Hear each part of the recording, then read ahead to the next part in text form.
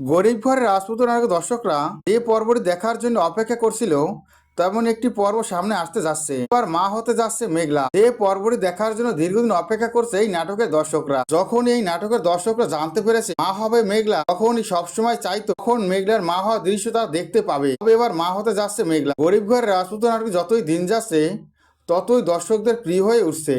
একের পর এক ধামাকাদার পর্ব উপহার দিচ্ছে এই গল্পের পরিচালক।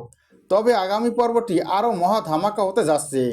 টান টান উত্তেজনা থাকবে আগামী পর্বে। ইতিমধ্যে আমরা দেখেছি মেঘলা অনিকের মাঝে একটা ভালো সম্পর্ক হয়ে গেছে। দুজন দুজনার প্রতি ভালোবাসা জন্মাতে শুরু করেছে। অনিক ছুটে যাচ্ছে মেঘলার বাসা। দৃশ্যটি বলে দিচ্ছে আর এক হতে যাচ্ছে অনিক ও মেঘলা। তবে মেঘলার মনে অনিকের জন্য ভালোবাসা আগের মতো রয়ে গেছে। অনিককে যেরকম ভালোবাসতো মেঘলা সবসময় সেরকমই ভালোবাসে মেঘলা। তবে অনিকের মনে একটি সন্দেহ রয়েই গেছে। কোনোভাবে মেনে নিতে পারছে না মেঘলার গর্ভে তার সন্তান। অনিককে তো ডক্টর বলেই দিয়েছিল মেঘলার গর্ভের সন্তান অন্য কারো, এটা অনিকের নয়। এই কথাগুলো সবসময় ভাবতে থাকে অনিক। অনিককে মেঘলা বলে আপনার কি হয়েছে, এরকম কেন করছে, তো মা হতে যাচ্ছি, এটা তো আপনার খুশি হওয়ার কথা। তখনই অনিক বলে এই সন্তান আমার নয়, ডক্টর কি বলেছিল তোমার মনে নেই? তখনই মেঘলা অনিককে বলে ডক্টর কি বলেছিল আমার তো মনেই আছে, তবে আমি তোমাকে বলতে চাই এই সন্তান তোমারই, প্রমাণ করে দিব। রাতুল আমাদের সাথে অনেক অন্যায় করেছে এবং অনেক প্ল্যান করেছে, মনে করছি এখানে ওর হাত রয়েছে। ডিএনএ টেস্টের রিপোর্টটা